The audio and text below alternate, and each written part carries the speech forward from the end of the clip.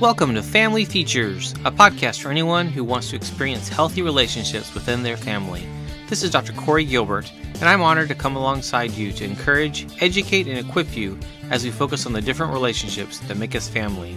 Let's get started and focus on today's feature.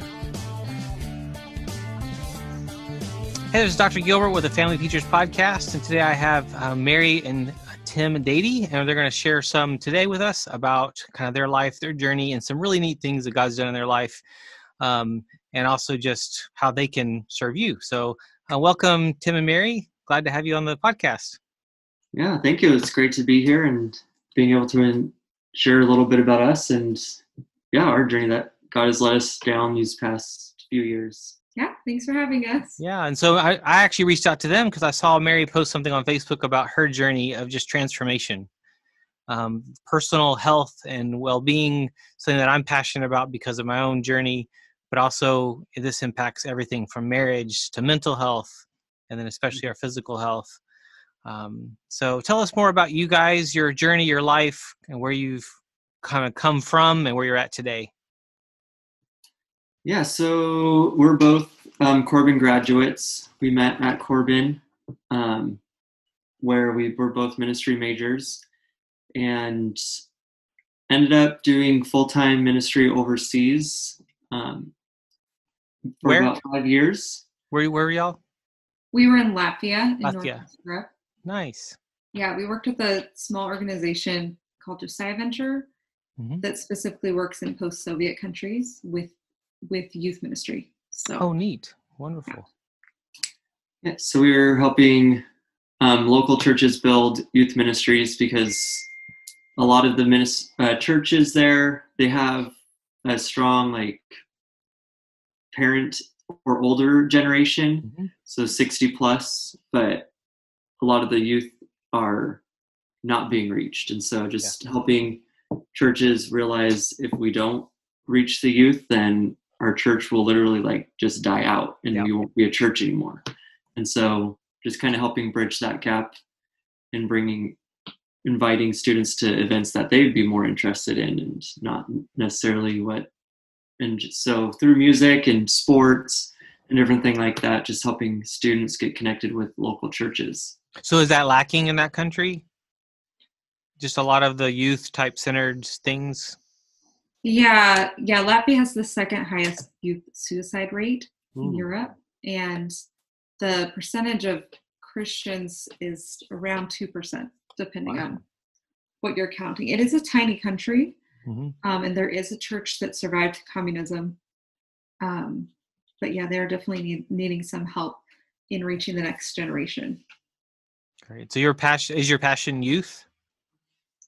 Yeah, so we're definitely working with junior high school age, and even more recently into the college age range, realizing that this is where students are really making those decisions of who God is, why am I here, and just being able to shine light where there's a lot of darkness, and being a positive influence in these students' lives. How long were you in Latvia? Almost 5 years. Oh, wow, 5 years. And when you went there, was it just you two? Our son was 10 months old. 10 months old. Oh, wow. Okay. So he lived most of his life in Latvia. Wow. And then, we have a daughter who's 2.5. 2.5. So neat. So I guess almost 6-year-old and 2.5. Okay. Almost 6-year-old and 2.5. Wow, you're busy. That is the craziest stage of life, is especially a young mom of little ones. Yeah, that's for sure. But now you're back in the United States, in Salem, Oregon. Yeah. Which is not necessarily a planned exit, was it? Not so much. So tell me a little bit about that. So we had just come back to report to our supporters in churches. We had just been back in the States a year ago about this time. And so we were intending to go back for 2 years, which is kind of the term for JV. But we had also discovered in that year that our son has some special needs, some developmental delays. and that Latvia basically, they didn't have any treatment for it. Gotcha. So we had been traveling to London twice a year to get treatment for him in an intensive block and then trying to manage at home. So there were some concerns on the way to the States. We went to London again and kind of heard an update about how our home therapy was helping him or not. Yeah. So we, after that trip, we kind of had in our hearts that, possibly by the time he was in full-time school, that we would need to be transitioning back. But we were also right on the edge of starting a ministry for college students. So that was our intention, to come back in June and start this resident ministry for college students in August. Ooh. Yeah. And did you ever make it back? So we made it back. Okay. So we were there for the summer, and then basically this school year, that half of it was due COVID related. But during that time, it was made clear that it might be better if we sought treatment sooner than we were planning. Okay. For Lucas, just to help him develop and really shore up some areas that were lacking that we weren't getting the treatment for in Latvia. And so, yeah. Our family really had been under pretty intense stress for about 2 years. Okay. And I think, as missionaries, we're really prepared and ready to deal with things that are challenging. There's culture stress. We're both learning the language and operating in the language on a daily basis. But yeah, after our daughter was born, I was also struggling with depression and anxiety that really went undiagnosed for half a year. Oh, wow. I was told at one point that everyone is depressed in the winter, which might be true in Latvia. It's very dark there. Yep. So we knew that was going in the background, but we kind of were shouldering it and trying to do our best to get through. So those things combined kind of were probably the major factors in us leaving sooner. Yeah. So a lot of things outside of your control. Yeah. Health, your health, your son's health. And so then you came back in September, October, was that? Somewhere in there? Yeah. October. So, October. Okay. To Salem, Oregon, which is that where you were from? Not originally. So we spent since college, so about 10 years before we went overseas. So we kind of basically call Salem home, even though our parents and where we grew up isn't Salem. But it's kind of where we had our married life was, our college life, and our church community. Church community. And so this is where we felt called when we were told hey, it's better if you go home, not sure. Yeah, that's when you live in multiple places, you're not sure what home is really. But we're this is where our community is, our supporting church. So it just seemed natural to come back to Salem. Yeah, I grew up as a missionary kid in Chile, South America. Oh, okay. And so we came back unexpectedly my senior year of high school, right before my senior year. So I hated my parents. Oh, the transition. And every time we would visit, that was the struggle, was welcome home. No, Chile's home. Right. This is the foreign country. Yeah. Who am I? Where do I fit? Where's my world? I'm a white redhead there. And sore thumb, and here I'm nobody. Yes, it's a struggle. Identity. And so you came back to Salem, Oregon, October, and you had jobs lined up and life was all peachy, right? Yeah. That would have been nice. That would be nice. So from the moment it was decided, and in many ways it's decided for us, that we would leave till landing was only 2 months. Oh, wow. So we had 2 months to literally sell everything we own, pack it up. Yep. Yeah. So yeah, Tim definitely did some research during that time, but he hadn't had any interviews or anything until we got back. So you came back still with no job. Yeah. So we had the only thing we had lined up is we had a place to basically crash until we found, the home that we're living in now. But that was the only thing that we had. And a church family. And a church family. That probably has changed like crazy since years past. So it's not the same. That's hard. Yeah. But some of the same people. Yeah, there's the same people. Church definitely grew at least double in size since we left. So there's not really double, was it? At least. Probably feels like it. Yeah. New people everywhere. Right. So, but yeah, God definitely was in the midst of it, because like within 6 weeks, we're in our home. Like my mom's a real estate agent. Nice. So she was able to come up one weekend and help us kind of do some house hunting. Good. Nice. And this was the last home we saw was the one we chose, because it was like just ended up being the one that was perfect for our family. So it's like, and it wasn't even one that we were really considering in the first place. So it was really cool to see how God led us to this. That's neat. Place. And then. So you bought the house? Yep. So bought the house. Wow. And that's a big step even in and of itself. Yeah. Yeah. And then you got a job, I hope, somewhere in there. Yeah. I got a job before we got the house. So I was only working for her. So yeah. It's a good order. Yep. But thankfully we also had severance from Josiah Venture, so we were able to manage things as well.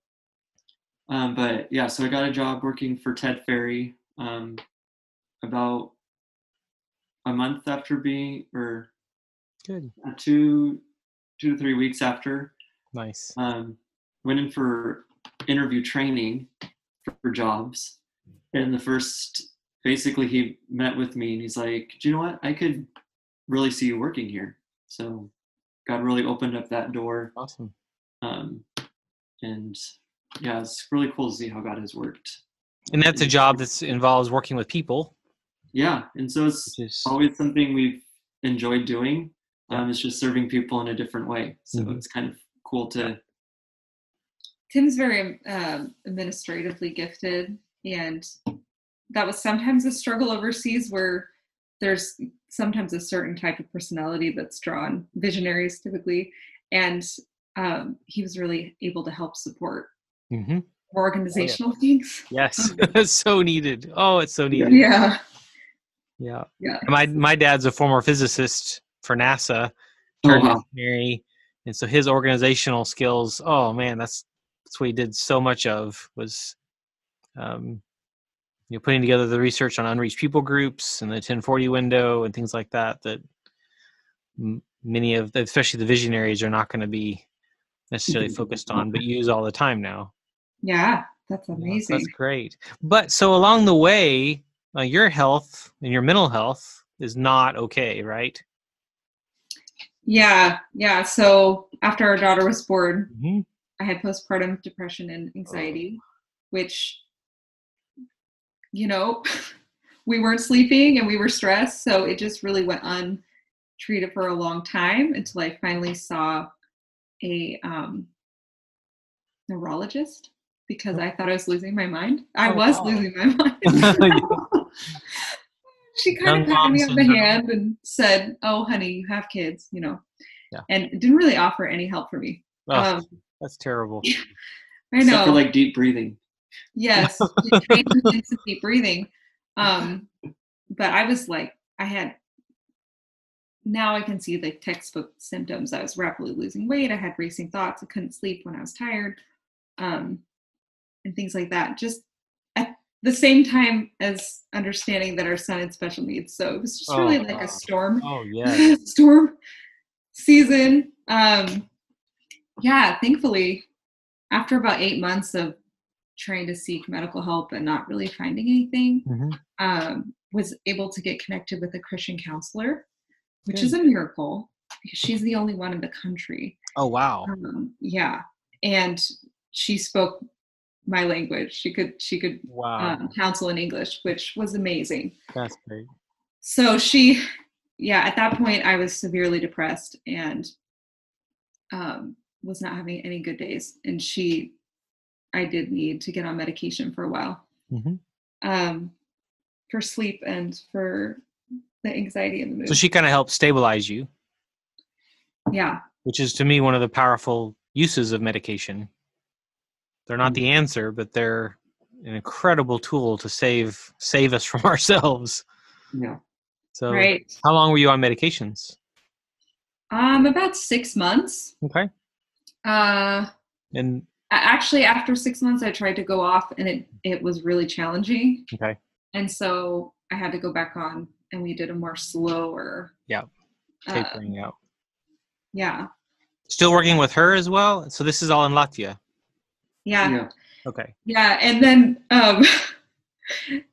it's only funny because it sounds like I'm making it up, but in the same season, we had like massive illness come through our family. So Tim had pneumonia and influenza.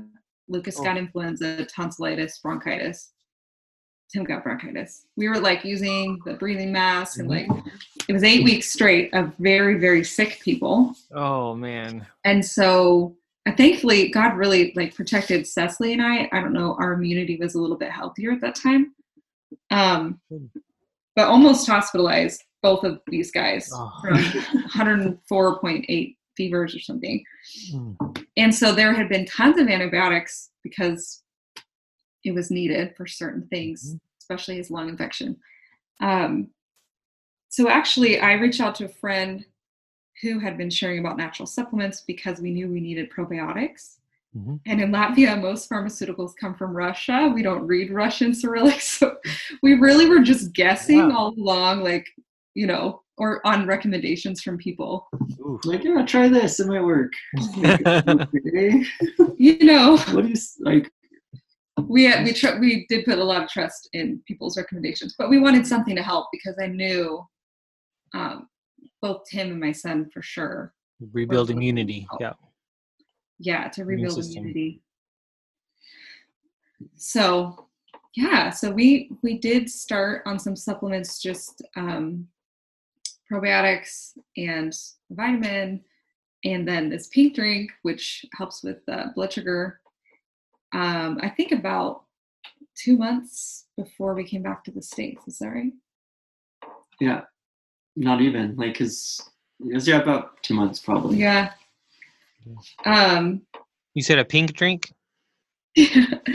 Yeah. That's what it's known for. It's Plexus is the company, and it's a drink supplement that helps balance blood sugar.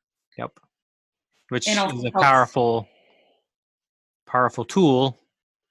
Yeah. Well, I realized for myself, I was hypoglycemic most of my life. And so both mood and energy were really impacted for me by these dips and ebbs and flows with depending on what kind of food I ate. So for me, that was a really big help just in recovery. That was the first step for being able to sleep better. And where did you find out about the pink drink there in Latvia? Yeah, a fellow missionary was taking it, talking to people about it. Okay. Yeah. So someone else had discovered it and said, "Hey, check this out." How was your marriage during this time of kind of mental health and new babies, and was that a struggle? Was it pretty good? Like, what was some of the? I think because we both weren't sleeping,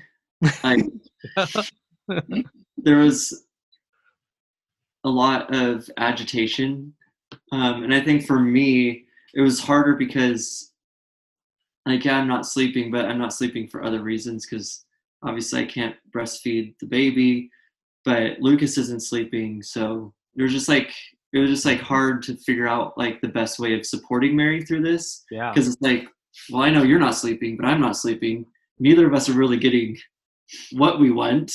So how do I so there's like definitely some trying to figure out how to best support each other when neither of us are in a place that can be supportive, I guess. So yeah, as far as health goes. Yeah. Health. Perfect storm, really. Like, yeah. Son's diagnosis, new baby, mom's not doing okay, Dad's not doing okay. It's the perfect storm in a foreign country. Right. Language barriers. Yeah. Yeah. Yeah. And then 2 months before coming back, you find Plexus and the pink drink. And what happens with that? What does that do? Yeah, so first few months, Tim was taking it with me, and we just noticed that we were sleeping better, which was huge because I was on sleeping meds, which anyone who's been on them knows that it's like a roller coaster. They stop working, you have to take more, you feel groggy, so that was the first that I was able to get rid of just by sleeping better. Nice. And surprisingly, probiotic we were taking also helps with sleep too. Yes, it does. So I think that was the first thing we noticed. And by the time I was in process of talking to my doctor about getting off the antidepressants and anti-anxiety meds, had experienced some withdrawal and just realizing that kind of dependency pull wasn't something I wanted to do. And I also felt like I had recovered. I had reached a better place through counseling. And so after a few months, say around 3 months with working on healing the gut, balancing blood sugar, I started noticing my moods were more stable and was able to doctor prescribe get down and get off of both of those medications too. That's wonderful. Yeah. What other benefits have you seen from Plexus, the pink drink, and probiotics? Well, Tim's digestion has improved. We used to joke that he had a parasite. That's true. It's amazing what you kind of live with when you just think it's normal. It's like it's how life has always been. Like, I always have messed up stomach. Like, I've never known anything different. I think most Americans actually have messed up stomachs and just settle for it. They live that way. It's the SAD diet, standard American diet. Yeah. It's terrible. Definitely. So by taking that, you saw a difference. Yeah. For the first time in your life, it sounds like. Yeah. And so just being able to realize, like, oh, that's not normal. My gut's different and I'm sleeping better. That's two huge changes. Yeah. Right. Any others? Our son had definitely a depressed immune system, and he had GERD as a 4-year-old. Oh.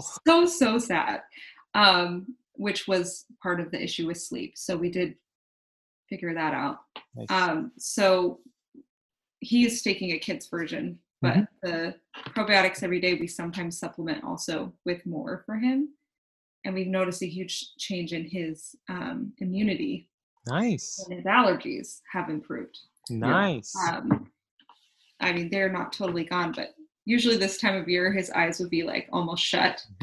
And we haven't had to use inhalers for him this year, which that was a regular thing. Poor guy. Oh, and so you started this, then that would be back in August-ish. Yeah. Last year. So just since August, there's all these improvements in health for everyone in your family. Yeah. That's huge. Any other changes? Mental clarity and focus have definitely improved. Just in general, just seeing how easy, like one simple thing of adding supplements that your body is lacking can really affect just how you're able to like get through a day and in the good sleep. Yeah, because we were sleeping, but it wasn't like quality sleep.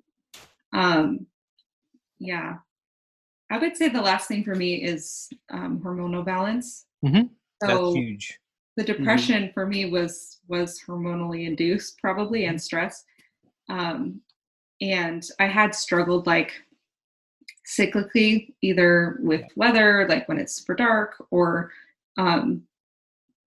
just with time of the month with having some like shorter periods of depression throughout my life. And those have lessened and lessened. That's so and actually good. There is a link between insulin balance. It can trickle down to other hormones. Yep. So that's been really huge, because I think for me, that's a big part of balancing mood. Yeah. Yeah. So That sounds so great. That's so encouraging to hear. That's so neat. And certainly, I have to say, removing some of the stress of being in a cross-cultural environment and that's another speaking another language. Yes. That was part of a lot of our health struggles were exacerbated by just a lot of stress. So I think that's helped as well. Nice. I know 15 plus years ago, I walked into numerous doctors' offices with probiotics saying, here's what's helped me so far, but now I'm in a flare up. I have Crohn's. And they go, no, that stuff doesn't work. There's not proof behind it. Totally dismissive. And then I go, am I crazy? You think of it, an N of one, so study of one, me, it worked, or it was working. Mm-hmm. But it's not, it doesn't save you. It doesn't fix everything, which is one of the struggles we have with medications and with other things, is sometimes it's like, this is the savior of our world. And it's like, no, it's a tool. So like Plexus and balancing blood sugar and probiotics that improves the immune system. All those things are tools that can radically change our life, which is, it changes our mood. It changes how we view God, how we view our partner, our family, our children, or myself, which is everything. Right. Sleep alone, just adjusting that changes so much.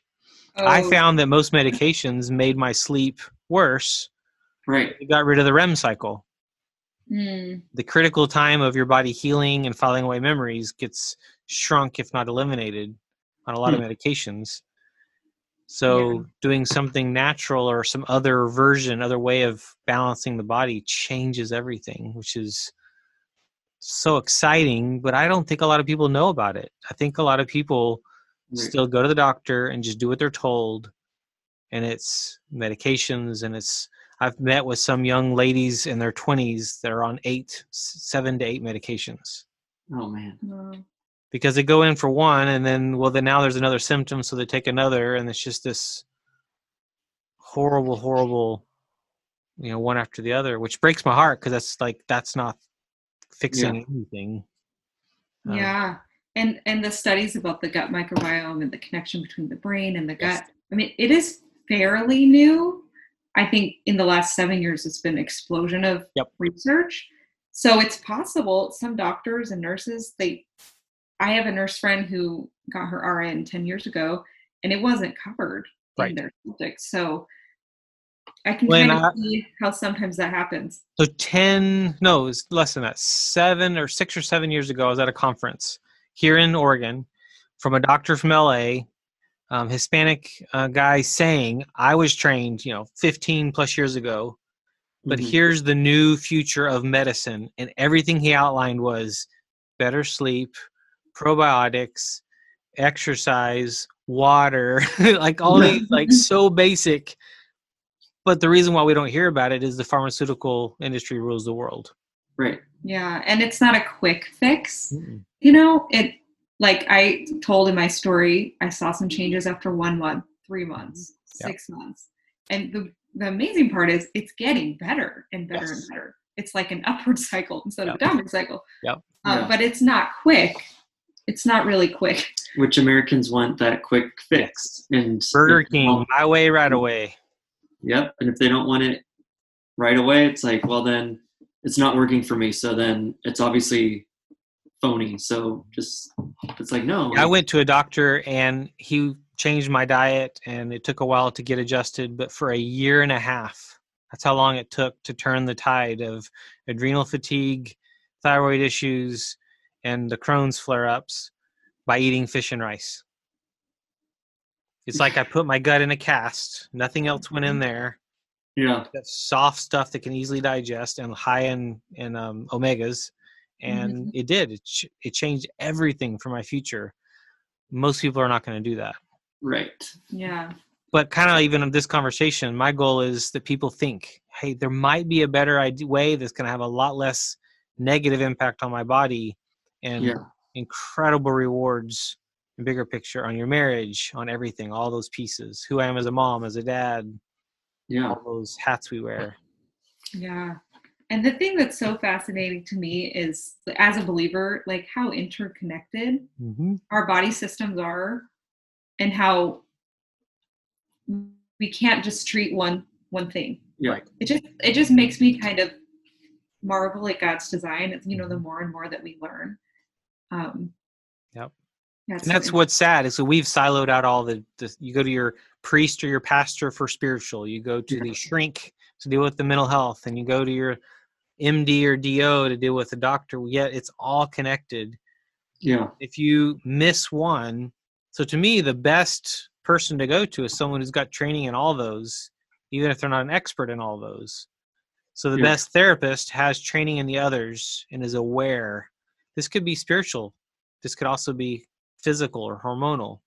The best doctor, the doctors that have saved my life, are doctors who had training in other areas and could see things more holistically, which I think is the future of medicine. It's going to be a slow tide to get there. Yeah. A lot of good doctors that are, coming to understand that and see that. There's hope. Yeah. Plexus is another one of those great tools where you do something like that regularly, you will see quick change and quick benefits. Yeah. Yeah. It's working towards healing your body so it can more efficiently work. And the thing that I love too, it's just so fascinating from like a science standpoint. Yep. But most of the supplements, they also help your body produce what it needs. Yes. So it aids your body to produce its own good bacteria. The collagen aids your body to produce the collagen that it can produce. So it's like, it's not just consuming, but it's trying to heal the natural processes of our body. How dare we do it that way? That is terrible. Take this pill. I could go into a whole list of things I've done. I'll save that for another time, but those things that I've done are all non-traditional in all ways that many would go, how dare you? Yet my life is night and day different. I struggle with depression every few months, and I have ways that I manage it. But one of the things that I have is a wife who she can recognize when I'm not okay, and she can go, Corey, and she can remind me, get some ice and put it on your gut, and it reduces inflammation. Drink some fish oil, because I literally just drink it when I'm in a flare-up, and it quickly takes care of, cause straight to the problem, and then not all these side effects. We have these tools. It's a matter of learning about them and using them. When I'm in that place, I can't think straight. Right. Yeah. So my wife becomes an incredible asset of kind of saying, hey, snap out of it. Hey, Corey, get some help, do something. Yeah. So your marriage becomes a critical thing. And trusting each other. Yeah. Because Tim, during our time overseas, he also had some periods where he struggled with depression. They were shorter, more circumstantial, I think, for him, but it totally takes someone from the outside to say, hey, that's not, you're not acting like normal, or you're responding differently than you usually do. Yep. Yeah, and that did you feel like you saw signs for me? What was going on? You've been married how long? 10 years. 10 years. Yeah, and Gary Thomas talks about in his books, Sacred Marriage, how it takes about 9 to 14 years to finally kind of figure out who you are as a couple. So think about that right now. 10 years. Yeah. You are all you've been through. You're just now maybe. That's crazy to think about. Yeah. At 10 years for Kelly and I, we had 3 kids. We'd been through a bajillion hospitalizations with me, lived in, I think, 5 states. I mean, we had been through so many changes, finished a PhD program, on and on and on. Yet, yes, it takes that long. I guess we're that stupid. No, just kidding. We're that slow to learn each other and to trust. Can I trust them to have my best interest when they say, hey, you're not okay? Definitely. Yeah. So your marriage is crucial for your kids too. Yeah.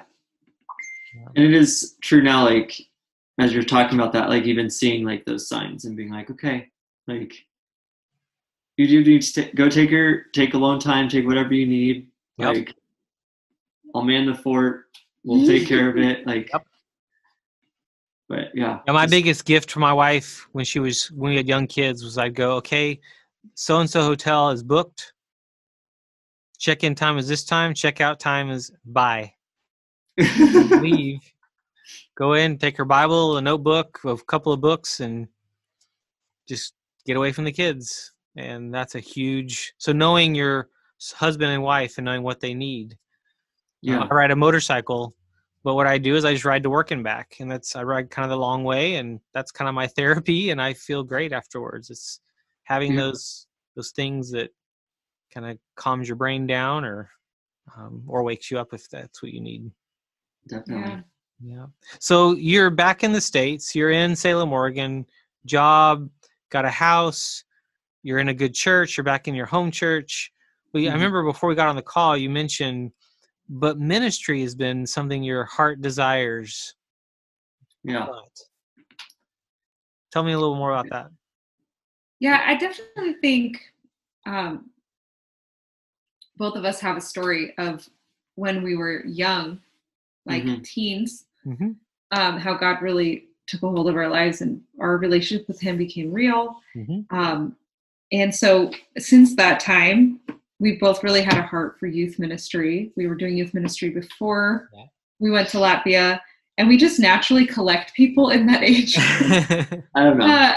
Apparently people are drawn to us. To That's mentor. What we're told. I love it. So actually our last year in Latvia, we had a 19-year-old live with us, and it was just like the most life-giving thing for both of us, I think. Neat. That was even in the midst of all this craziness. Oh, wow. He still likes us. Nice. But we just love being able to be support and to mentor and to guide young people towards truth, especially knowing that in that period of time, sometimes kids are not listening to their parents. They should, but they can hear differently sometimes from other adults. Other sources. And of course, in Latvia, there weren't positive role models really anywhere. So that was a real vacuum. Yeah. But yeah, so here we have some opportunities if and when church is physically open to be involved in some, probably the college age ministry. But it's been interesting during COVID time how God has called us just to reach individuals. Yeah. So like even being able to like meet some of our neighbors around. Yeah. Like that's been really nice. Like people are more open to kind of being out, like not out, but like, hey, you can see somebody on the street, like taking walks. They're more open to chatting. And so, which has been kind of a godsend of being able to reconnect in that way to our neighbors. So that's so great. Yeah, it's going to be neat to see because even you have 2 young kids, and I don't know if more are on the way or not, but your ministry and where God leads you for work, or if he turns the work into ministry, or like it's just neat to see all those unknowns, but you're going to journey that together. Right. Like to create something beautiful together. I would not be where I'm at if it wasn't for my wife. She's just been incredible. And it's weird to look back and see how I was even like the kind of girl I was attracted to was so different than she is.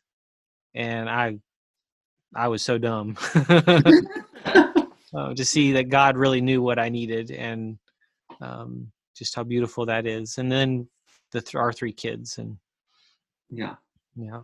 that your ministry there is raising those your 2 kids to love him, to have a heart for Christ and others, and live in a dark time when it comes to a lot of anger and hate, and it's so sad. Yeah, it'll be interesting how, like, especially Lucas, like when we were living in Latvia, like he would constantly ask like different people, like we're giving somebody a ride to either a youth event or just whatever.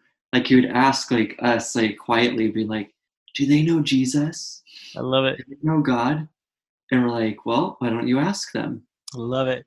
And so it'll be interesting to see how that develops now, being back and being like, if he is still that inquisitive about like different people that we invite into our lives. I know my son one time, my middle son, was in a tree, and all of a sudden he realized one of his friends that he played with in the street, like just around the neighborhood, didn't know Jesus. And he was like in the tree, I can't remember the kid's name. He was like, Jeff, do you know Jesus? You need to know Jesus. And we're like, that's not the best way to do that. I will not let you out of this tree until you know Jesus. But the heart, oh, please don't lose that heart. Right. Yeah. Oh, so important. Yeah.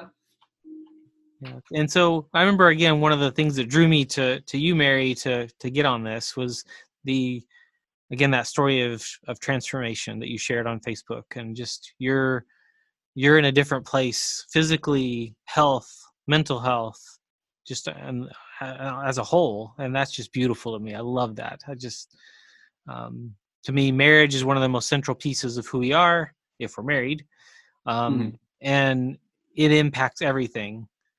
But then it has that impact on mental health, physical health, and then it's vice versa, like we've talked about, just the way that's all integrated. And then the spiritual health as well. Yeah. The community.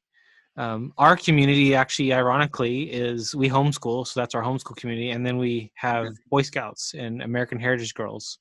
I never would have guessed that those would be, because you mentioned being that role model for people. And that voice when they won't listen to their parents. None of us really wanted to listen to our parents as teenagers. True. So even the best of us need other people around our kids that we kind of vet, that we've chosen. And obviously I would want mine around you guys, because that would be a good influence on them. We need more people like you guys, and others that are struggling, that are hurting. I've heard of a couple of suicides recently in the area just from this. I think teenagers, it's heartbreaking. Yeah.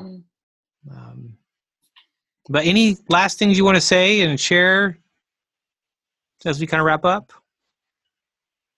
Well, my desire is that by being vulnerable about my story and the things that I don't love to share about, that other people would find hope in that. Yeah.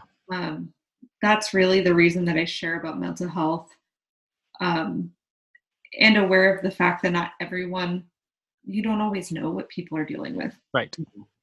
And so I have been able to have some great conversations with people who are looking for help, or maybe at a low point, just by being open with my story. Yes.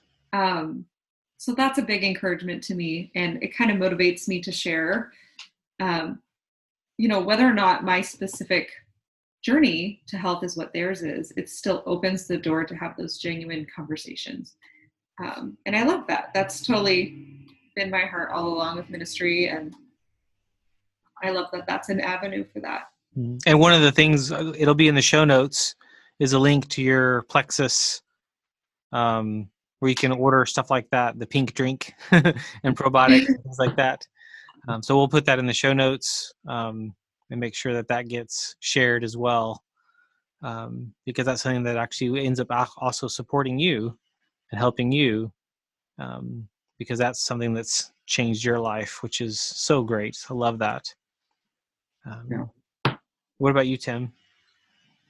I was thinking about it, like in regards to mental health, is just being aware of the thing that helps fill your soul, with, and reminding of who you are in Christ. I know for me, since the weather has been nicer, well, give or take, I'm actually able to ride my bike to work. Granted, it's only like a 3-mile bike ride, but even just there and back, just having that time where I'm not in a car. It's like kind of breathe fresher air and just kind of have that time of being like, okay, just kind of declutter my brain and just enjoy God's presence while I'm writing in his nature. So just finding that for who, like you, like what is that thing that really helps you reconnect with God even in the dark times? Relationships, kind of people you put around you, the little activities like riding your bike, the kind of people you hang around, the job you do take, the kind of job. There can be really toxic people. Not at Ted Ferry, I know that. Can be really toxic people, and that destroys people, destroys us. 70% of Americans hate their job. Like, that's so depressing. Yes. So to love what you do, but to think of your kids are going to change so fast. Right. How to keep up. It's a fun journey. We want to wring our kids' necks half the time. Yet couldn't be prouder of the kind of people they are, their hearts they have towards others, and then you also struggle and wonder sometimes. And that journey, doing that in community. So having that, and I hope you guys continue to build that, because I know you're also fairly new in the area. So that can be important. I know my wife, when we were in Georgia, she reached out to our pastor's wife and said, I need a mentor. Okay. And the pastor's wife connected her with an older missionary lady in her 60s who was just a life giver. And it was so neat to see how she ended up in community Bible study, and she's been a part of that for 12, 13 years now, where it was a group of women.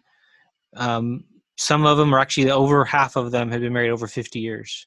Wow. And That's to see great. them invest in Kelly, my wife, that's invaluable. And I see for men, too many men don't have people like that in their life. So being able to really be intentional at putting men in your life that can build you up, support you, encourage you, kick you in the tail. We need those men in our life. And some of us are quite stubborn as guys, which puts the burden on the wife. Yeah. Don't want to do that. No. So I'm excited to see what you guys do. And thank you for coming on the podcast. And again, Mary, your Plexus link will be in the show notes, and look forward to hearing good things from you guys in the future. So thanks for coming on. Yeah, thanks for having us. Thanks, Corey. Thank you for tuning in to the Family Features Podcast. It has been an honor to serve. Find out more about Dr. Gilbert and his resources for you and your family's growth and success at healinglives.com. And if you think you could use some support along the way, be sure to book that call at bookdrg.com. And one more thing, if you found this helpful, please share this podcast with others so that we can change the world together.